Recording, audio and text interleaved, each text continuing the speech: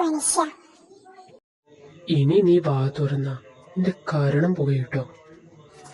അയ്യോ സീനിയർ, ഞാൻ ഓടി.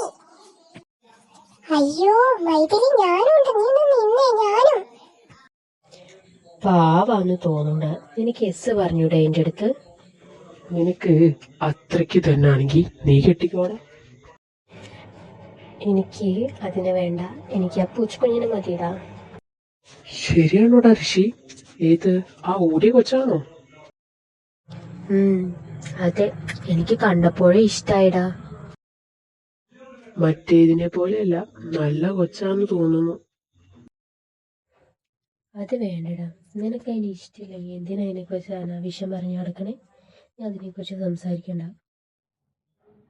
മാത്തമാറ്റിക്സ് ഡിപ്പാർട്ട്മെന്റിൽ നിന്നും മൈഥിലി വിശ്വനാഥ് ഒരു മനോഹരമായ ഗാനവുമായി എത്തുന്നു.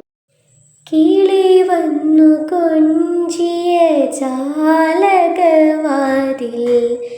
കളിയായി ചാരിയതാരേ, മുടിയിഴക്കോതിയ കാറ്റിൻ മൊഴിയിൽ മധുവായി മാറിയതാരേ, അവളുടെ മിഴിയിൽ കരിമഷിയാലെ കവിതകളെഴുതിയതാരേ,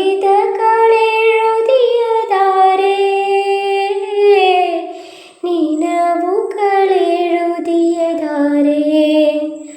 അവളെ തരളിതയാക്കിയതാരേ. മാത്തമാറ്റിക്സ് ഡിപ്പാർട്ട്മെന്റിൽ നിന്നും